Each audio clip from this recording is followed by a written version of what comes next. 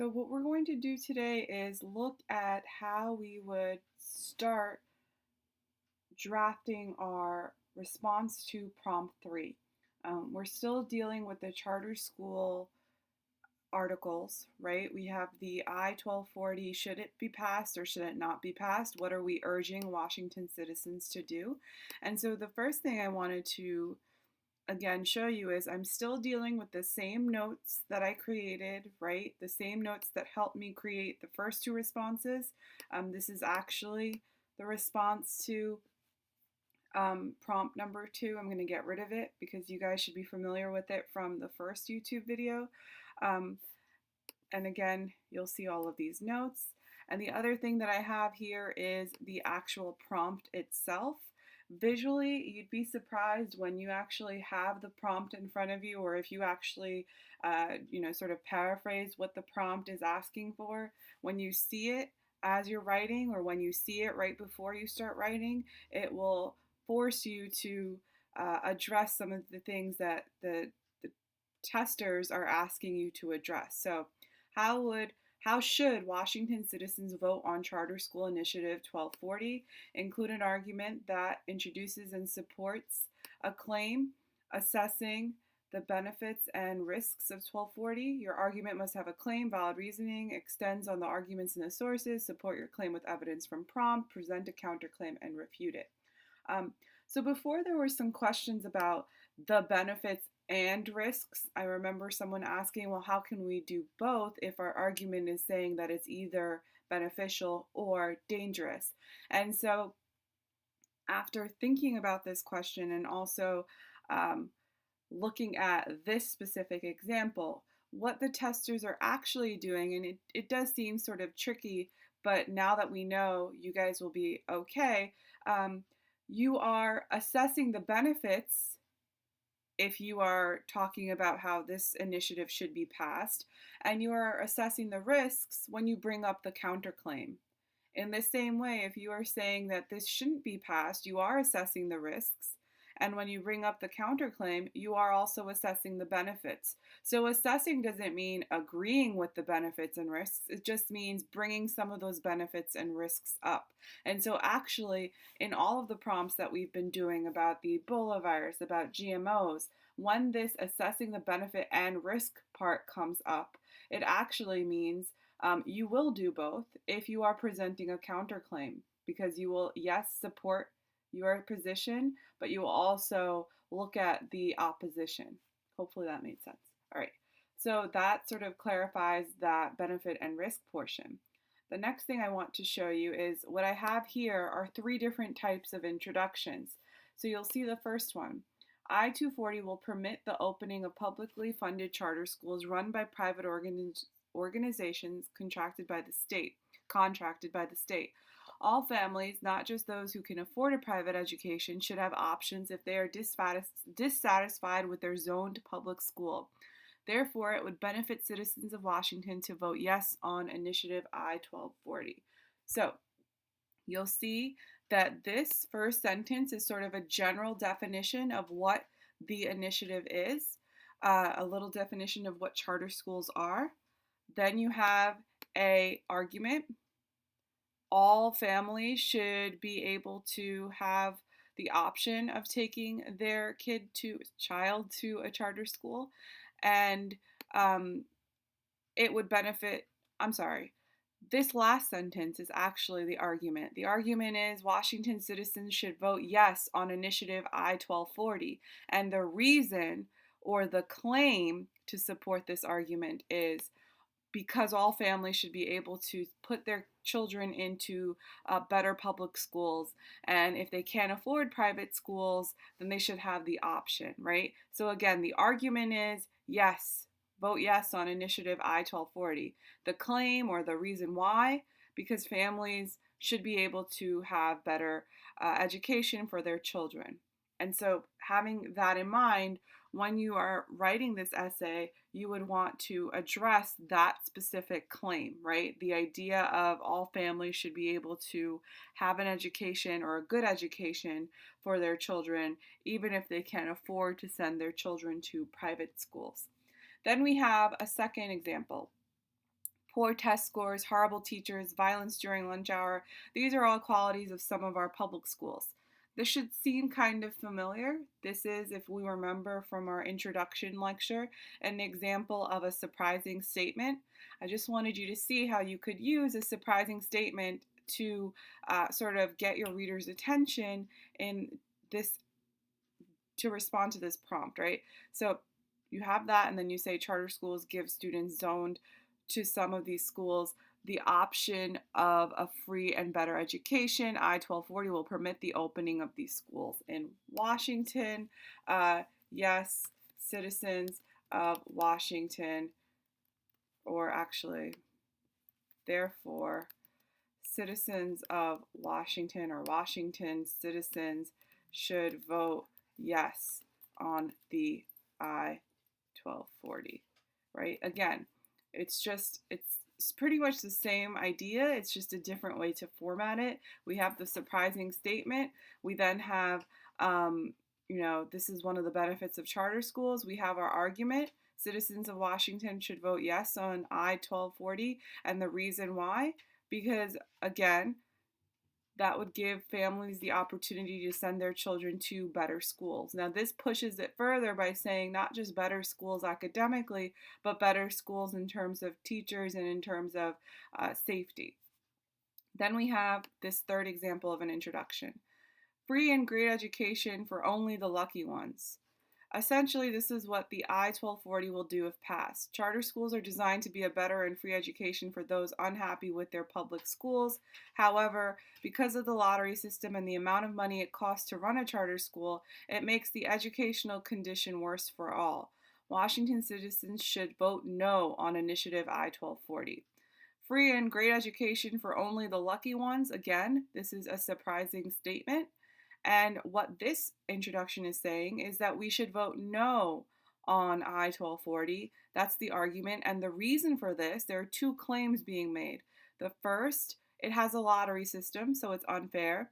And the second, it will cost too much money. And ultimately, the cost of that money will, as this person says, make the educational condition worse for everyone. So these are three examples of different introductions that you might have for your response to prompt 3. And once you've done this, right, once you've clearly established what your position is, and again, you're not thinking about what your position should be for an hour or 2 hours, because at the end of the day, no one's feelings will be hurt, and no one will judge your character based on what you decide. This is simply to address all of the requirements that the testers are asking you to address. So we've decided we could either go pro or against, right? And I'm giving you all three of these introductions. You, of course, are just going to create one. And what I've done here is I've also provided you with what I think is the next step. So just to recap, you want to read the two articles. You want to annotate what's going on in each article. You want to pull quotes that you think you might use. You want to point out anything that's interesting or questionable. If you have already read what the prompt is asking you to answer, you might want to address what the author answers. So if you know that it's how should Washington citizens vote on Charter School Initiative 1240, Passage A is saying we should vote no. Passage B is saying we should vote yes. So you might want to indicate that in your annotations. The next step then would be to read the question, figure out what your position is, establish a clear introduction, and then outline. So if I'm looking at the first two introductions, the position is we should be for passing I-1240. And so in my outline, I've put I am for I-1240, right? In my introduction, I've said I am for it. And two of the reasons why I am for it, it will give a better education to those who can't afford one, and studies prove it is effective. So essentially, I'm saying this is probably something I want to mention in my introduction, right? These are the two reasons I am for it.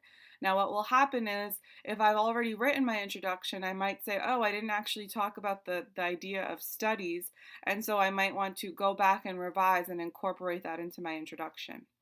Then what I will do is say, okay, so in my body paragraphs, what do I need to talk about? Well, I need to talk about specific claims that will support my argument that citizens should pass I-1240 or citizens should say yes. So the first reason I said citizens should say yes to I-1240 is because it gives a better education to those who can't afford one. So you'll see that becomes sort of the topic sentence of my first body paragraph. And then what I do here in these little Roman numerals is I indicate what things I want to put in this body paragraph to support this claim. So if I'm saying that better education will be given to those who can't afford one, I need to, of course, support that.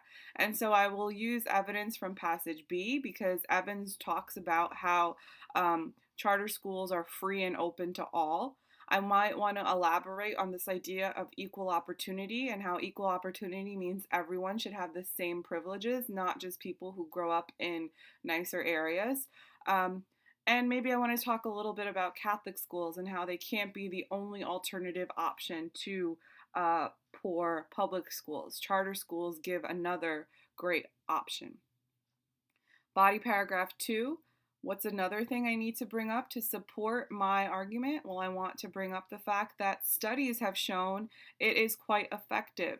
And so what will I put in this paragraph to support this claim? Well, I'm going to integrate information from the chart that shows that these schools are closing at a very limited rate, right? The 2% at 2010 indicates that slowly but surely there's a decline in closures, which proves in my paper that these schools are effective, that they're being run effectively, that they are no longer being closed because of poor academic standing. In fact, they are performing well enough so that they are not being closed. And then I would reference that Stanford study that passage B references that shows states that have clear charter school laws perform better than those that don't. Then in my third body paragraph, I want to take a look at the counterclaim, right? Again, notice I've assessed the benefits, now I want to assess the risks.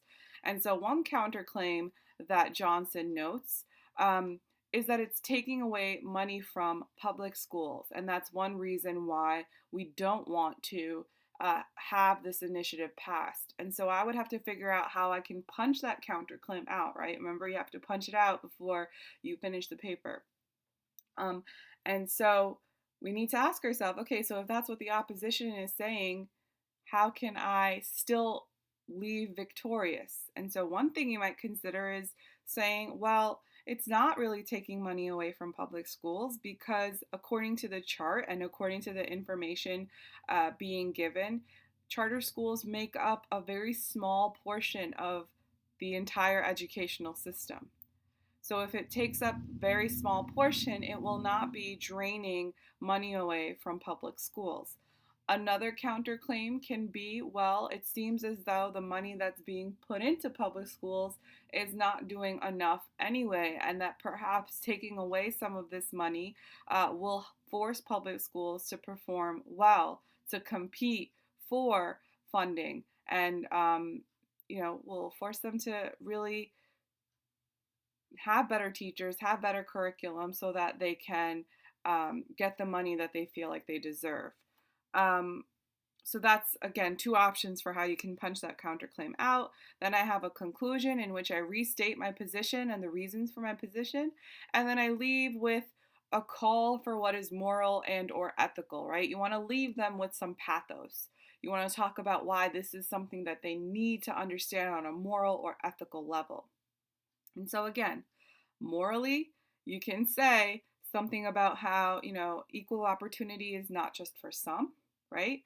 Ethically, you can talk about how it's not right for some students to be forced to live or to learn in such atrocious education conditions, right? Or learn in such bad conditions. How will this affect our future? How will this affect our workforce? These are all ways that you can, it's being dramatic, of course, but it's being dramatic grounded in what your actual argument is. And so I've done all of this, and you didn't see me do it in real time, but this took me about, I would say, 25 minutes, right? creating this introduction and then also thinking through my outline. And after I've done this outline, when I go to write my actual essay, I am almost 100% guaranteed to have a clear structure because I'm going to follow the structure that my outline has provided for me. And so what I did is I started to do the outline for if you were against I-1240. One reason is it will take away from public schools. The second is it's ineffective and unfounded, aka there's no research to support how charter schools actually work. And again, I would follow the same structure. What body paragraph? What would I put in body paragraph 1 to support this? Probably the fact that it will take away from public schools. And then what information do I need to put into this paragraph? Well, proof that it will take away money from public schools. If you chose to write your essay from the position of saying no, then you might just for your own practice want to fulfill this outline out and see if this or going through this outlining process has helped you. Additionally, now that you know about how helpful this outline is for me, I mean, I've talked about it, but now you've seen how helpful it is for your sample test tomorrow. You're going to want to try to use this outline process and see if it helps you at all. If there are any questions, again, feel free to post within this YouTube forum. Otherwise, I will see you tomorrow.